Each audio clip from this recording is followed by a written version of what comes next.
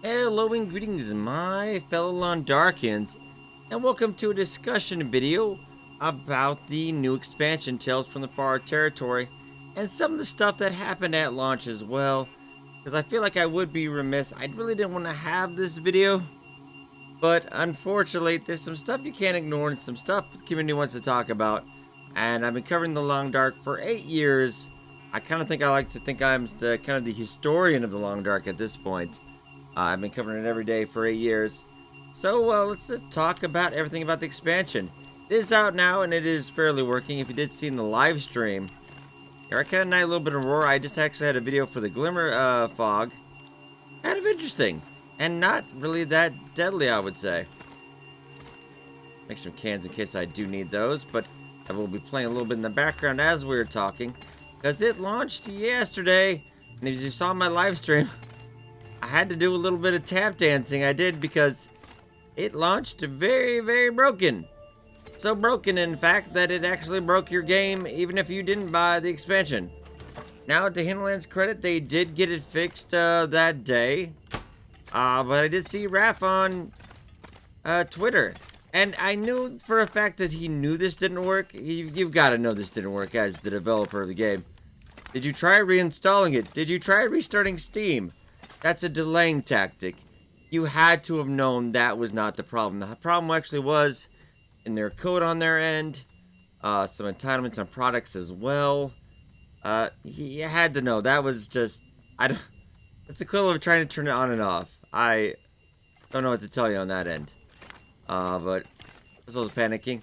They also did have a tweet out about, because there was actually in the top sellers at the time on Steam.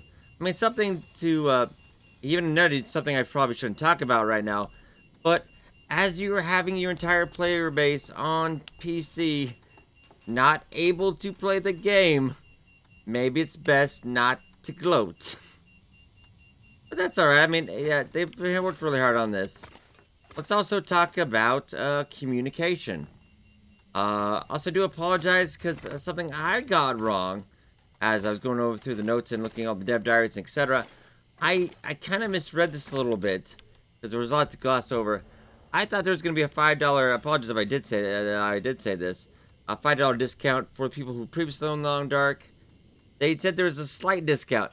And slight is an understatement a little bit. It is 10% off for a limited time. Not really that great. And now they've actually split up the game. So now if you do want to get everything, it is actually slightly more expensive, a little bit than it was before. Not very much, but also talking about regional pricing, I really won't get too much into because that's a Steam thing and local currencies. Because I know in Turkey it's more expensive than Red Dead 2, believe it or not, the expansion. So that, and I don't feel like $20. I think you're definitely gonna get your money's worth. Is your money's worth right now? I also do believe so.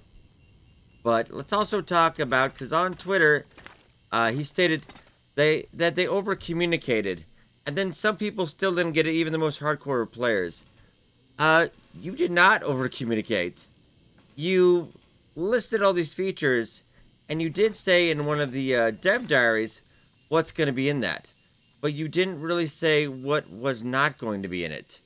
And you talked about a lot of other stuff, but you did not have a patch notes release. At least I saw on anywhere besides maybe the Hinterland forums, which not a lot of people go to those. Being honest, there was one patch notes I did see on the Hinterland forums later, but it's an overall, I would say, lack of communication, a lack of just a detailed plan. Just a detailed plan. And sometimes I think it is not on Hinterland's fault.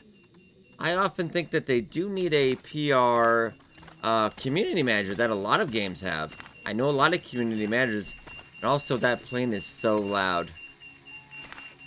They all are. Oh, it's crazy in here. That's kind of fun. I've been learning around at night. This has been nice because I can't sleep now with the insomnia. But I think they could generally benefit. And I'm not trying to get a job. I'm way too busy.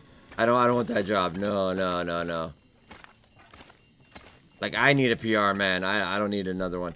But I think they could benefit for somebody that just handles that, who's got experience in that, and who will come up with detailed notes. What's in this? It should have been a very simple thing. What is in stage 1? And all this other stuff we're talking about, we're trying to hype up to get you to buy this DLC. It should have been, this is going to be later. And now I've lost my Aurora, which is kind of sad. Well, the helicopter's still on, though. Interesting enough. Oh, it has not actually lost power. The rest of it has, though. I could eat a horse. So that is kind of cool. I like it. But I generally think they could benefit from. Long time Hinterland has had a lot of problems. They're trying to run their own PR. Well, sadly, it's gone now. They've been trying to run their own PR, manage the community like that as well. I just don't think it's working. If you're on this stage, you're not quite the small indie team anymore. You're a little bit bigger. I don't think it's about saving money. I just don't think they've thought about it as much. You really need kind of infrastructure for that. Because I've got so many questions today. I've gotten so many messages about asking about stuff, and it's a lot of people still confused. Even on day 1 watching the update video, I think it really should have been detailed. Here is what is in phase 1. But you didn't really, it was a lot of hype in these dev diaries. Expansion, even on the expansion pass map, there's no clear defined path.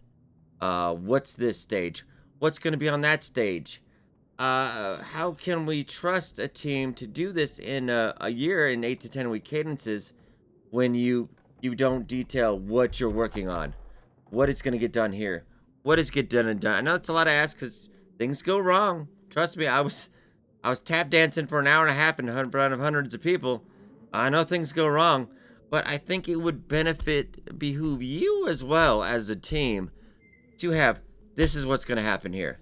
That's what's going to happen there. Plan on that. And if you get more done, great. Just focus on what you can do. Don't make all these insane, this and even at the end of the roadmap and more. Stay tuned. Don't oversell if you're going to not be able to get a detailed plan on what you're doing. I mean, no harsh criticism. I just want to help as best I can. Because the less questions people ask you, the less questions people ask me. That's kind of nice. It's kind of lovely. I do like this airfield quite a bit. But generally, I think it has gone very well. And a lot of people also didn't know, and I think this is generally also, it's a PR thing, that they just didn't handle the PR very well and the communication-wise, even though they said they over-communicated. It was not really posted in places that I think a majority of the more people did. I did try to tell everybody as much as I could, but YouTube algorithm and me and Long Dark sometimes don't get along, unfortunately. It's often sad that some of my other one-shot videos outperform my Long Dark videos 10 to 1. Business is not always good for me when I do the Long Dark, unfortunately, but 8 years of doing it, not planning on stopping anytime soon. In fact, we're just getting started.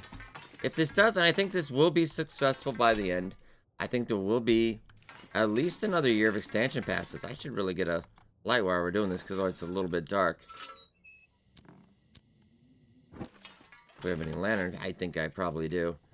We were running around quite a bit during that live stream, about 7 hours or so. Very nice. We can walk around a little bit more. I really think that's something they need to work on, personally. No cons with them as Delver. They got that all fixed out at day 1. I had to find a workaround because I got a lot of people watching, a lot of eyes on me. Because I couldn't the community, the great community that we are, we found a fix for it. But you had to, for some reason, my game didn't have the Wintermute DLC. It didn't say I owned it. So I just bought it, copy-paste the code. I got to play a little early for the came out the fix. I won't even refund it. That's fine. Take my money. I more than earned it back that day. That's totally fair. But really, was it tested? I do know they do have one in-house tester, at least.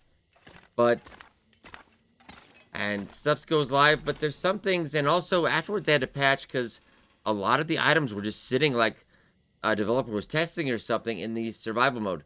You're not really in early access anymore, my friend. You are having an expansion pass.